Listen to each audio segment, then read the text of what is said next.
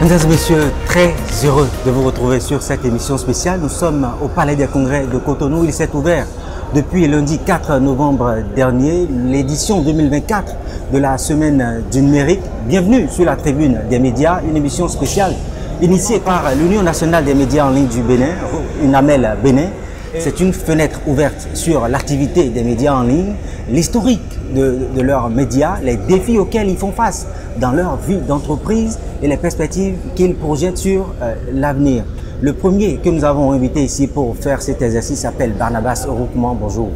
Bonjour chers confrères. Je rappelle que vous êtes le promoteur du groupe de presse Dabarou et également le président de l'Union nationale des médias en ligne du Bénin. Merci d'avoir accepté cette invitation. C'est un plaisir. Alors dites-nous, c'est quoi Dabarou?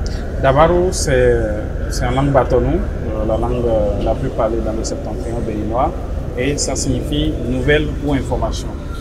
Voilà. Nouvelle ou information, tout simplement. Alors c'est quoi la philosophie cachée derrière la syntaxe Dabarou? Alors Dabarou, comme la signification, c'est information, nous donnons de l'information, nous donnons des nouvelles à nos lecteurs, à nos internautes, et voilà pourquoi le nom Dabarou, pour coller à ce que nous faisons. Et là, on a choisi une langue pour garder l'authenticité, pour qu'on puisse, lorsqu'on appelle le nom de notre média, on puisse le localiser dans l'espace géographique du Bénin. Le média a été créé quand? Le média a été créé en 2017 par le journal, qui a été le premier produit du groupe de presse Dabarou, le journal qui a été lancé le 11 octobre 2017. 2017. Alors aujourd'hui, ça fait pratiquement 6 ou 7 ans déjà. 6 ou 7 ans déjà. Quel a été votre parcours? On sait que l'écosystème des médias aujourd'hui est marqué par, on va dire, une panoplie de médias qui se côtoient sur l'espace numérique notamment, puisque c'est ce qui nous concerne dans cette émission. Comment arrivez-vous à faire vivre votre média? Alors, Dabarou est né dans un contexte où, dans le septentrion, il n'était pas évident de mettre sur pied un média et de pouvoir assurer sa survie pendant plusieurs années. Parce que au nord, quand nous nous installions, les populations n'avaient pas le goût de la communication, les hommes politiques n'avaient pas le goût de la communication et les opérateurs économiques non plus. Donc il était vraiment compliqué de mettre sur place un média et de pouvoir le rendre fiable pour longtemps. Alors qu'est-ce que nous avons fait? Nous avons pris comme atout les réseaux sociaux sur lesquels nous sommes basés. D'abord, je venais fraîchement de perdre mon boulot au journal municipal, j'étais un jeune journaliste.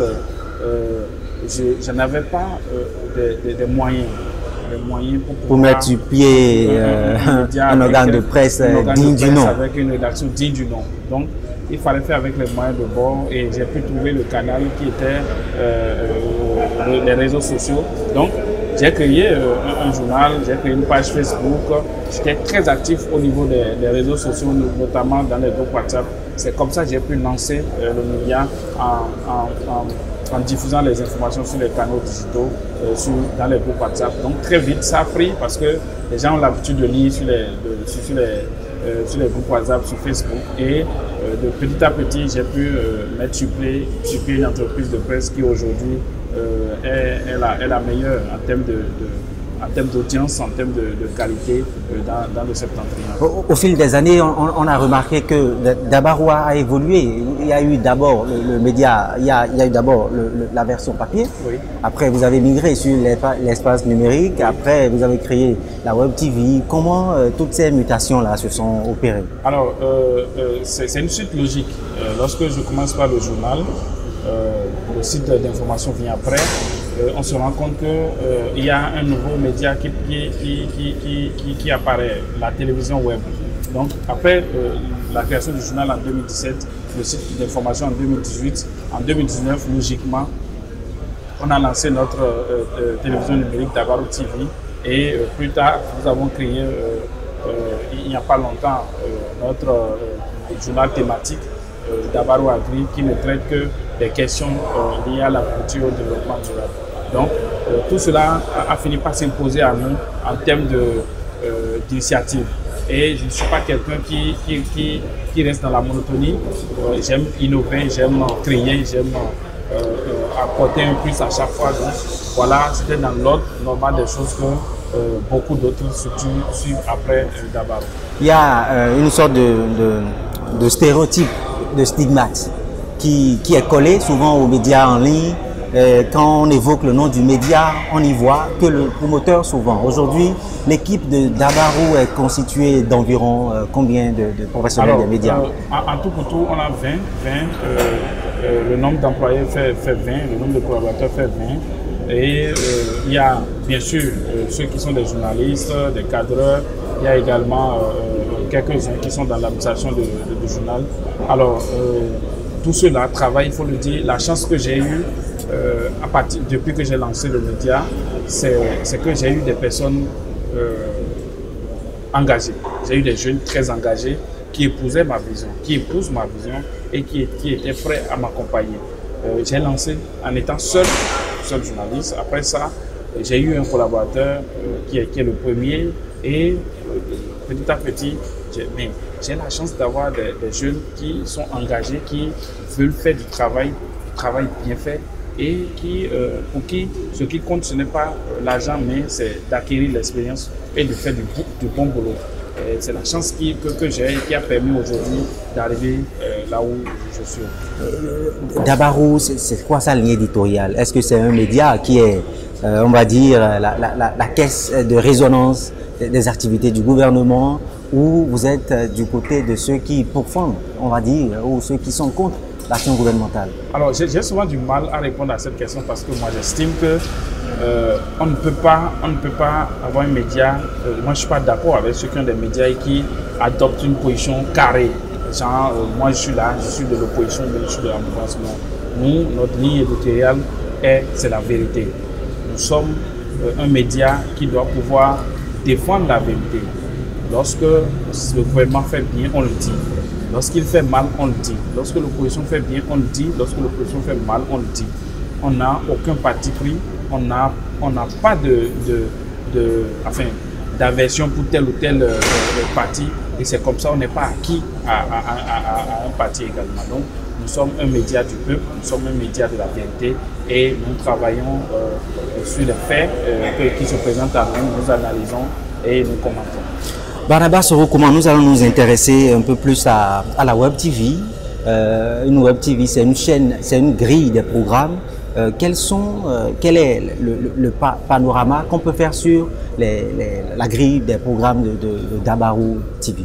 Alors, il faut dire que Dabarou TV, c'est la chaîne numérique, la chaîne de télévision numérique la plus suivie dans la partie septentrionale.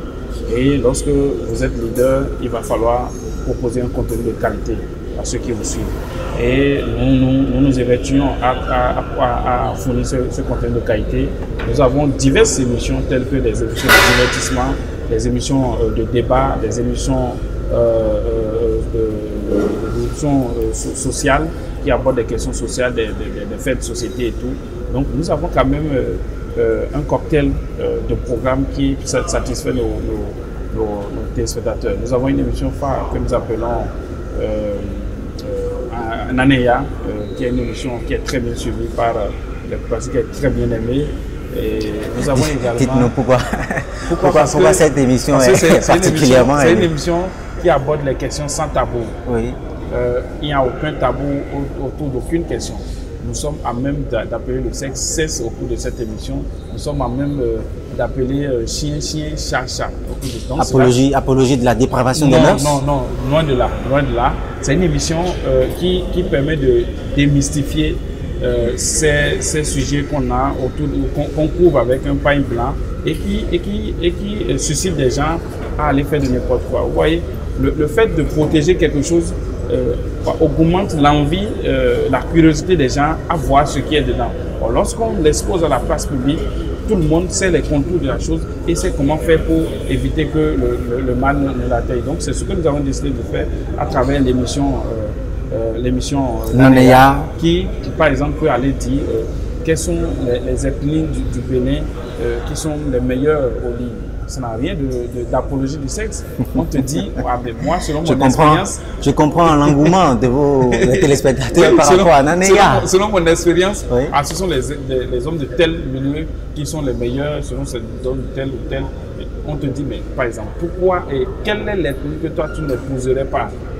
Moi, je n'épouserais pas telle ethnie parce que voilà comment ils sont. Donc, ça éduque les populations, celles qui sont incriminées à changer de comportement, celles qui sont félicitées à continuer dans cette lancée. Donc, ça n'a rien de promotion de la perversité ou autre. Alors, on va parler croissance, on va parler viabilité. Quel est le modèle économique sur lequel reposent les activités de Dabarou, du groupe de presse Dabarou? Oui, ce qu'il faut dire, c'est que c'est quand même très compliqué au Bénin de pouvoir créer un média, qu'il soit un média conventionnel ou un média numérique, et pouvoir rentabiliser, parce que les charges sont trop.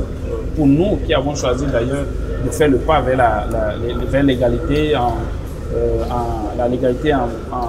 suivant le processus que nous a imposé la HAC, il faut déclarer le personnel, il faut être à jour vis-à-vis du FIS, la CNSS, il faut payer des redevances à l'État et tout. Donc chez nous, c'est encore plus compliqué de pouvoir parvenir à joindre les deux bouts. Alors, qu'est-ce que nous on a trouvé? À côté du journal, à côté de la télévision, nous avons créé une agence de communication qui postule à des marchés publics pour la réalisation de films documentaires, des documents de capitalisation, des affiches et tout. Donc cela nous génère des revenus qu'on injecte sur les différents médias que nous avons. Nous avons aussi un centre de formation où nous formons en cadrage, montage, graphisme et tout. Et les revenus qui proviennent de ces différentes structures, on les injecte pour nourrir le journal, la télévision. Nous sommes également dans la restauration, avec un restaurant, avec une cave à vin. Donc, bref, on a plusieurs activités qu'on mène qui nous permettent d'avoir des revenus pour pouvoir investir dans le journal, sur la télévision, parce que malheureusement, les revenus des deux médias ne suffisent pas pour pouvoir assurer les charges liées au fonctionnement de ces deux médias. Alors, Barnabas Sorokouman, Dabarou aujourd'hui évolue dans un environnement compétitif. Le média côtoie d'autres médias dans l'écosystème des médias au Bénin. Comment arrivez-vous à vous démarquer? Il est vrai, aujourd'hui, c'est une vérité de la palisse. Dabarou a réussi à asseoir un relatif ancrage, surtout dans le Nord, on va dire un ancrage qui s'étend même au-delà des murs du Septentrion. Comment arrivez-vous à vous démarquer, tout simplement? Alors, ce que j'ai compris de par cette petite expérience, c'est que on ne se démarque pas du jour au lendemain. C'est un processus. Et c'est de miser sur la qualité, sur le professionnalisme. C'est ce que nous avons fait. Il y a très peu de chances que nous disons une information et qu'on vienne dire qu'elle n'est pas vraie. Nous prenons tout notre temps. Nous ne faisons pas la course au scoop, au point d'aller donner des informations biaisées. Donc, nous avons pris cette habitude depuis notre jeune âge, depuis que nous avons commencé nos premiers pas, et nous fournissons des informations de qualité. Nous avons fait une incursion dans le quotidien des Béninois, dans le quotidien de la zone géographique, des populations de la zone géographique qu'on a implantée, de sorte que chaque citoyen puisse se retrouver à travers ce que nous faisons. Donc, aller relayer le quotidien des populations, aller parler des problèmes qui minent le développement de notre localité. On s'est illustré dans le combat pour, par exemple, le bitumage, le désenclavement de la zone des 2 KP. On s'est illustré par rapport aux problèmes liés aux réalisations dans la partie septentrionale et tout. Donc, lorsque vous parvenez à faire ce combat, les populations vous adoptent. Et des gens sont là, les structures internationales, les projets, les ONG voient ce travail, ils ont envie de vous accompagner et viennent vous solliciter. Ça va tout naturellement. Ce n'est pas en faisant du bruit, non, mais c'est en faisant des actions concrètes, en restant professionnel, en fournissant des contenus de qualité qui reflètent le quotidien de toute la population que vous finissez par vous imposer. Ce n'est pas forcément en ayant des moyens, en ayant un groupe, non, mais c'est de par la qualité du travail et de l'impression que vous donnez à vos partenaires lorsque vous avez le premier contact. Vous parlez de qualité de travail, mais il y a aussi de bonnes initiatives que vous avez prises à la tête du média. Je parle par exemple de Dabarouto. C'est quoi le contenu? Effectivement, vous faites bien d'en parler. Bénin Dabaroto, c'est une initiative qu'on a lancée il y a 5 ans et qui consiste à faire le tour du Bénin avec une équipe de reportage, un journaliste du journal, de la télé, un technicien, et nous faisons le tour du Bénin pour aller à la rencontre des populations, pour donner la parole aux populations, à la société civile, aux autorités sur une question spécifique. Donc, chaque année, nous choisissons une thématique. L'année passée, par exemple, nous avons parlé de l'extrémisme violent et de la cohésion sociale. Donc, à chaque fois que nous arrivons dans une commune, on voit le maire, on lui demande les actions que le gouvernement local mène dans le cadre du renforcement de la cohésion sociale, de la lutte contre l'extrémisme violent. On rencontre la société civile pour demander ce qu'elle pense des actions menées par le gouvernement, par la commune, et on voit les populations, elles aussi, elles s'expriment. Quelles sont leurs craintes, leurs inquiétudes. Là, on fait le tour du Bénin. L'année passée, on a fait 65 communes, et en janvier, on reprend la 5e édition, et la thématique sera orientée du côté de l'agriculture, parce que nous avons désormais un journal thématique aussi à l'agriculture pour pouvoir coller à ce journal, et également les défis qui se posent dans le secteur agricole avec le changement climatique. Nous allons aborder cette thématique l'année prochaine, enfin l'édition c'est en janvier, donc l'année prochaine. Donc nous allons faire également le tour du Bénin. Là, on va à Lalo par exemple, vous figurez, on va à Lalo, on prend une ménagère à qui on dit c'est Dabaro. Il ne sait pas ce que ça veut dire, elle va se demander c'est quoi Dabaro. C'est un média qui est basé au nom. Ça touche les gens, on sent que les gens sont... Ça crée le brassage. Le brassage et l'intérêt pour le média. Ça fait que désormais, on la prend en interview, on la fait abonner ou à son fils s'abonne pour qu'elle puisse voir la vidéo après. Donc, elle ne quitte plus. Ça nous a permis de nous, aujourd'hui, de façon éloignée ou peut-être très, très minime, vous allez dans n'importe quelle localité, vous allez entendre parler d'abord parce qu'on est passé par là. Donc, et ça va se poursuivre, nous allons continuer. C'est vrai que c'est beaucoup de moyens qu'on y met, mais nous pensons qu'on peut y aller. Alors, Barnabas Oroukouman, nous allons quitter Parakou pour revenir à Cotonou. Avec plaisir. Où se déroule la semaine du numérique. Absolument. L'Union nationale des médias en ligne du Bénin a été associée aux activités retenues dans le cadre de l'édition 2024 de cet événement qui est porté par le ministère de la Digitalisation et du Numérique. Dites-nous, c'est quoi ce qui a conduit à ce partenariat-là entre l'association que vous dirigez et le ministère? Alors effectivement, il faut le dire, d'abord ce qui nous a motivés, ce sont les actions que le gouvernement mène, particulièrement le ministère du Numérique depuis quelques années. Vous le savez, nous tous aujourd'hui, nous sommes impactés par les actions dans le secteur du numérique. Avant les résultats des examens, pour les avoir, vous allez dans les centres de composition, vous attendez jusqu'à minuit, 1 heure, 2 heures avant d'avoir vos résultats. Aujourd'hui, quel que soit l'examen, vous avez vos résultats, il suffit d'aller sur la plateforme de vos résultats. Pour avoir votre casier judiciaire, pour avoir n'importe quel document administratif aujourd'hui, vous n'avez pas besoin de faire la queue. Donc, voilà des actions qui nous encouragent, nous, à accompagner le ministère du numérique et de la digitalisation. Et quand la thématique de cette année a été choisie, numérique et médias, nouveaux canaux, nouveaux défis, il était normal pour les médias en ligne de s'aligner derrière la semaine du numérique et de montrer vraiment que l'impact des actions touche également les médias. C'est vrai que nous demandons encore beaucoup de choses, mais nous apprécions ce qui est fait, nous sommes fiers de ce qui est fait et nous accompagnons à travers notre participation à la CENUM, le gouvernement.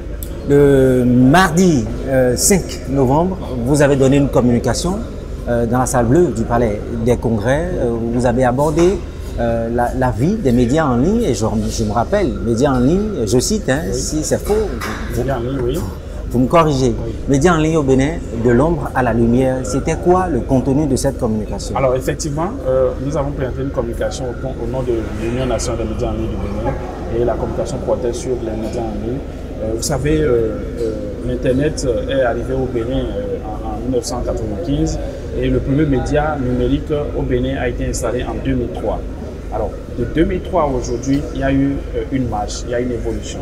Nous sommes passés des médias clandestins, illégaux, aujourd'hui à des médias qui ont une licence légale, qui peuvent aujourd'hui aller discuter avec la haute autorité. Donc, il y a eu ce cap-là qui a été franchi en 2023 où des médias en ligne ont été reconnus officiellement. Donc, on est passé de l'ombre à la lumière. Donc, on a présenté les médias en ligne dans leur globalité, l'évolution des médias en ligne, les défis auxquels ils sont confrontés et les perspectives. Alors, de perspective, parlez-vous, mais aujourd'hui, on note dans la vie même des médias en ligne on va dire une kyrielle de médias. Je parle des médias en ligne autorisés, des médias en ligne non autorisés, et on entend les professionnels des médias, les confrères se plaindre de ce qu'on peut appeler une concurrence déloyale. Est-ce que dans votre secteur, à vous, vous faites les mêmes constats? Alors oui, le constat est réel est réel. Bon, nous avons subi un processus qui nous a permis aujourd'hui d'avoir à notre sein des médias qui ont une licence légale.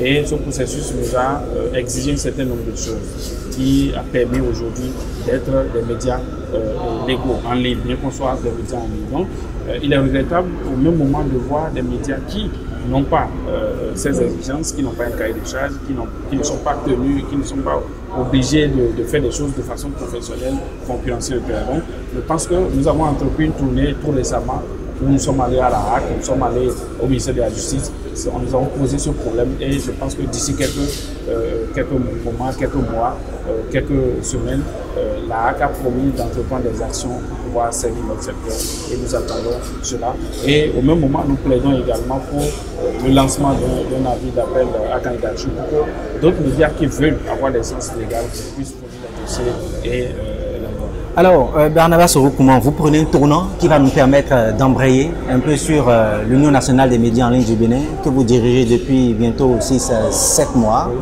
En termes de bilan succinct, qu'est-ce qu'on peut retenir de vos actions? Alors, l'Union nationale des médias en ligne du Bénin a été installée le 9 mars 2024 et nous avons très tôt mis en place un plan d'action annuel qui a inscrit plusieurs activités. Et nous avons déjà démarré la mise en œuvre de ce plan et en 6 mois, je peux dire que je me réjouis du chemin qu'on a parcouru. J'ai un bureau exécutif très dynamique, très disponible, conscient des défis qui sont les nôtres et en 6 mois, nous avons pu créer une passerelle entre le bureau exécutif, entre l'association et les différentes autorités. Nous avons été reçus par le président de la HAC, par le président de la constitutionnel, par le ministre du numérique, le ministre de la Justice, par le procureur de la Cliente, par le ministre de l'économie et des finances, par plein d'autorités à qui nous avons soumis nos problèmes, à qui nous avons souhaité une collaboration franche pour pouvoir asseoir la légitimité des médias en ligne. Et je pense que c'est un point très important. L'autre chose, c'est que nous voulons fonctionner autrement. Nous mettons en place un secrétariat exécutif qui va se charger de gérer les affaires administratives et techniques de notre association, de telle sorte que nous, les promoteurs des médias, qui sommes des entrepreneurs occupés, que notre occupation n'enfreint pas au bon déroulement. Donc le rouleau compresseur est lancé et doit pouvoir aller, quelle que soit l'occupation que nous avons en tant que membre du bureau. Et ça aussi, c'est déjà un acquis et bien d'autres actions sont en vue qui vont asseoir vraiment